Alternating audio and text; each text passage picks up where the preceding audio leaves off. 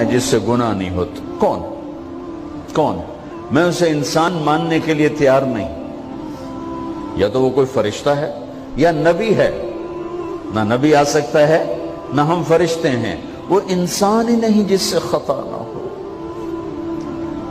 لہذا میں اپنے رب کی قدرت پہ قربان جاؤں, رحمت پہ قربان جاؤں کہ اس نے توبہ کے لیے نہ عمر کی قید نہ عدد کی قید. ابھی تو 60 سال کا ہو گیا ہے, 70 سال کا ہو گیا, اب تیری کوئی توبہ نہیں, آخری سانس میں آ جا قبول ہے. ابھی تیری 100 دفعہ ٹوٹ چکی ہے توبہ, اب 101 دفعہ قبول نہیں, 1 کروڑ دفعہ توڑ کے آ جا قبول ہے. کریم ذات سے واسطہ ہے.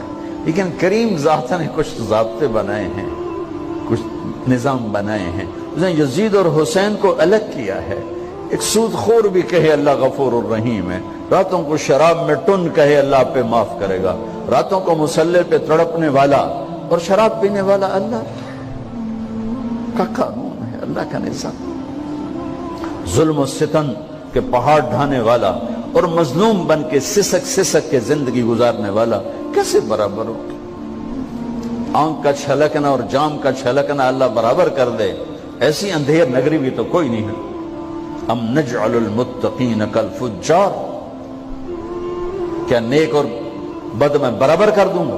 افنجعل المسلمین کالمجرمین ما لکم کیف تحکمون. اس لیے بھائی بہنوں, معاملہ بہت آسان ہے اگر توبہ ہو جائے, اور جب گناہ ہو پھر توبہ ہو جائے, جب گناہ ہو پھر توبہ ہو جائے تو معاملہ آسان ہے.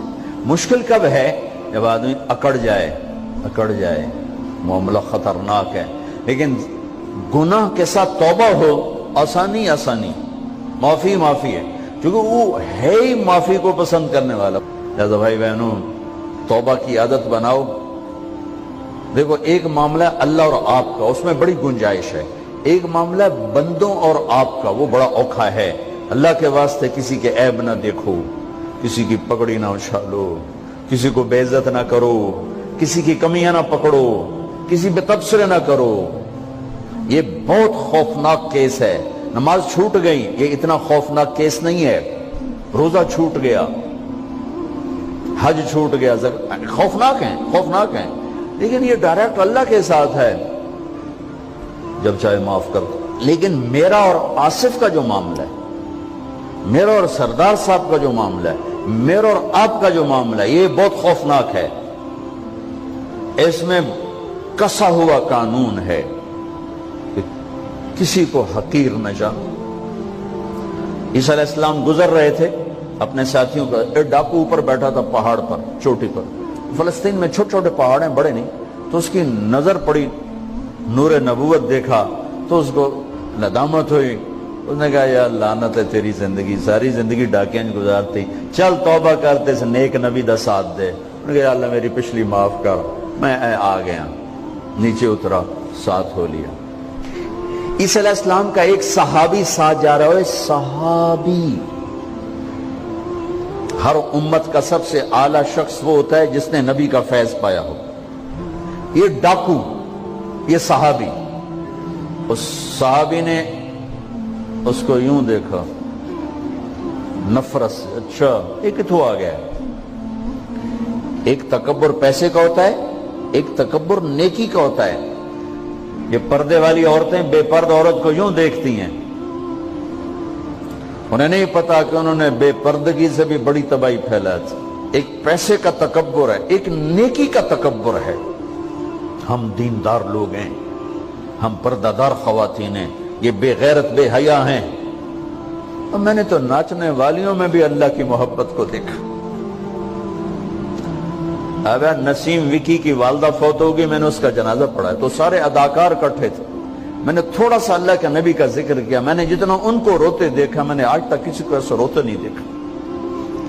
ارے ہر مومن کے دل میں ایمان ہے. ارے عرفات وہ میدان ہے جہاں میرا اللہ کہتا ہے اتنے گناہ لاؤ جتنے بارش کے قطرے, اور اتنے لاؤ جتنے ریت کے ذرے, اور اتنے لاؤ جتنے درختوں کے پتے, آ کے معافی مانگو, سب معاف کروں گا. لیکن میرے آج کا ماحول, آج کا دیندار, وہ کسی کو معاف کرنے کے لیے تیار نہیں ہے. ایک ہے میرا آپ کا معاملہ, بڑی احتیاط برتو، کسی کو حقیر نہ جانو، کسی کی کمی نہ دل میں لانا، کسی کے عیب نہ پکڑنا، کسی کی پگڑی نہ اچھالنا، ہر چیز منہ پہ مار دی جائے گی۔ یوسف بن حسین ایک بزرگ گزرے، بڑے خطیب تھے، محدث تھے۔ جب انتقال ہونے لگا تو کہنے لگے یا اللہ، ایک میرے پاس 2 نمبری ہے اور ایک میرے پاس 1 نمبری ہے۔ 2 نمبری تو یہ ہے کہ تیرے اور میرے درمیان جو تعلق تھا میں اسے کبھی ٹھیک نہ کر سکا، اور ایک تیرے اور میرے اور تیرے بندوں کے درمیان تعلق تھا، اس میں نے کبھی 2 نمبری نہیں کی، میں ہمیشہ 1 نمبر پہ رہا۔ یا اللہ، میری ایک دیانت ہے، ایک خیانت ہے، میری دیانت کے بدلے میری خیانت کو معاف کر دو۔ جب ان کا انتقال ہوا تو وہ خواب میں ملے ایک دوست کو، کہ آپ کے ساتھ کیا ہوا؟ کہ اللہ نے مجھ سے کھڑا کیا، کہا یوسف مرتے ہوئے کیا کہا تھا؟ کیا کہا تھا؟ دوہراؤ، کیا کہا؟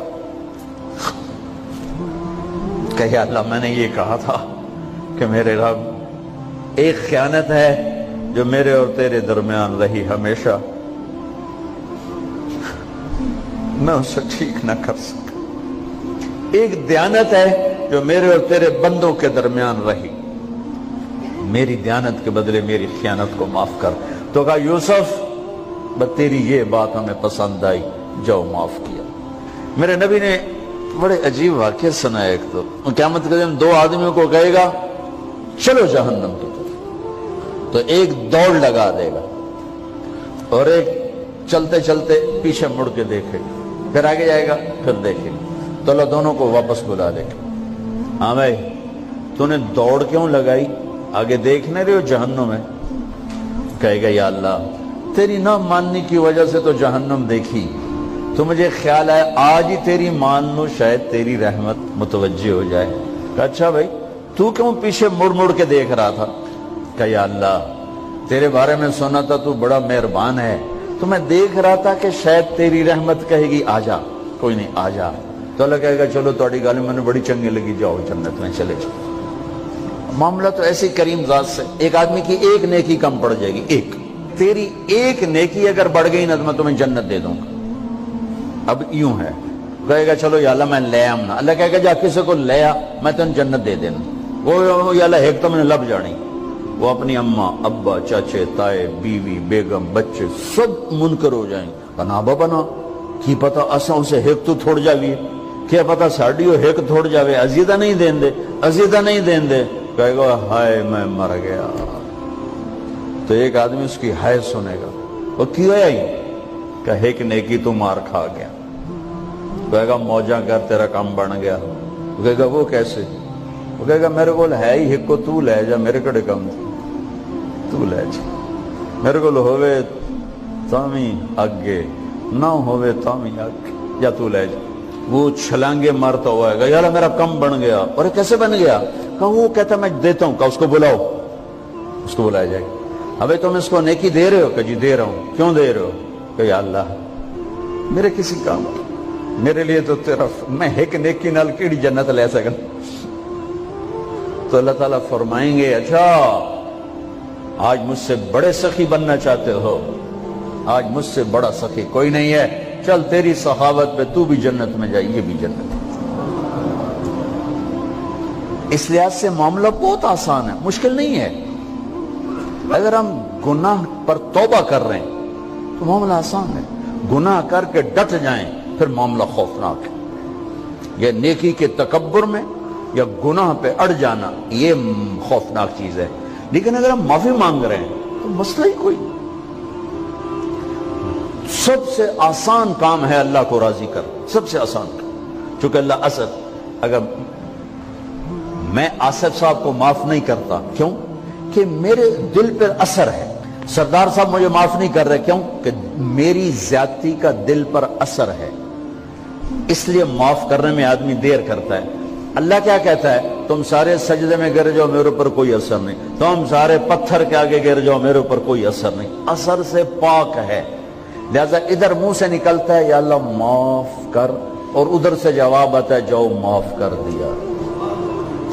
اتنا بھی نہیں کہتا ہوئے دوبارہ تو نہیں کرو گے، دوبارہ تو نہیں کرو، اتنا بھی نہیں کہتا، اوے پھر کرو گے، جاؤ معاف کرو، جاؤ معاف، میرا بندہ میری بندی توبہ کا برتن توڑ دیا، آ جا جوڑ دیتا ہوں، پھر توڑ دیا، آ جا جوڑ دیتا ہوں، پھر توڑ دیا، آ جا جوڑ دیتا ہوں، 1,00,000 دفعہ توڑا، 1 کروڑ دفعہ توڑا، آ جا، کیسے جوڑتا ہوں، کیسے جوڑتا ہوں؟